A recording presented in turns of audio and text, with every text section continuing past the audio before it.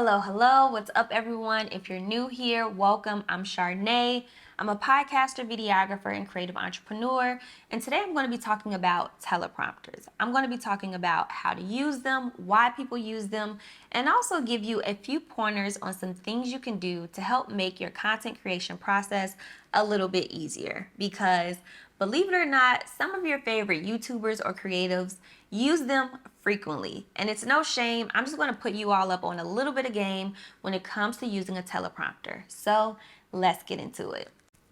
Okay, so first things first, let's jump into why people use them and how I personally use teleprompters. So as you all know, I'm a videographer and I use teleprompters for both clients and also personally to create content here on YouTube. So when I'm working with clients, oftentimes people prefer to use a teleprompter because they may be sharing information that is research heavy, data driven, or historical facts and information. And when it comes to vital info, such as the things I mentioned, you kind of want to make sure you're getting all your details right and you're crossing all your T's and dotting all your I's. So it's helpful to have a script that you can read and reference to make sure there is a little room for error. And I think it's smart because when you think about it, this is what people use in newsrooms or even when people are giving a speech on stage or at conferences, award shows, etc. In my opinion, I also think teleprompters help boost your confidence when sitting in front of the camera because it's already somewhat of a learning curve to get comfortable speaking in front of a camera, and then to add a layer of remembering what you need to say, it adds even more of an unnecessary pressure to the process. So by using a teleprompter, it kind of eliminates that repetitive thought process that might be going on in your head, trying to make sure you remember everything you want to say. Now, you all will notice that I said a teleprompter can leave little room for error, but it's not the end all be all. And what I mean by this is sometimes people can fall into the trap of reading the teleprompter word for word, and it can sound robotic, come off as unnatural, or create an awkward and cringy experience. I feel like most people learn this at some point in their life, but in case you didn't, I'm going to bring it back for you all. When it comes to giving presentations, you never want to read directly from your slides. And the same still applies when you're working with a teleprompter. Some things such as improv, bullet points, and writing your script, how you talk instead of how you write, will make this process a bit easier and also make reading from a teleprompter feel and look more natural. So something I like to do when I prepare a script is I record it directly into my notes app on my phone and I use the speak to text option. I get everything out of my head, so everything that I would naturally say if I were talking to someone in person, and then I'll go back in and fix the things manually through typing in and fixing typos and things of that nature. Now, I also want to give you all a few pointers for some things that you can do when you're sitting in front of the camera to make sure that you are coming off as most natural, authentic, and just getting more comfortable with speaking to the camera. So some things that you can do when you are reading from a teleprompter is you can casually and occasionally look off to the side. You don't always have to directly look at the camera.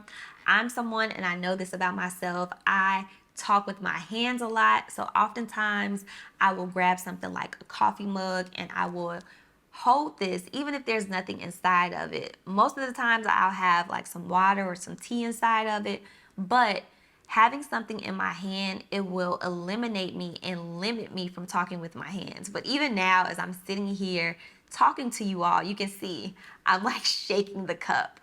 Regardless, this is something that can eliminate you from talking with your hands, is by having something or holding something in your hand as you're talking. Now, let me talk about my personal experience with teleprompters. And as I mentioned, I have clients that will read from a teleprompter, and I also like to occasionally put myself in the client's position so I understand how to coach them when we are working on a project, which is why I also create content here on YouTube.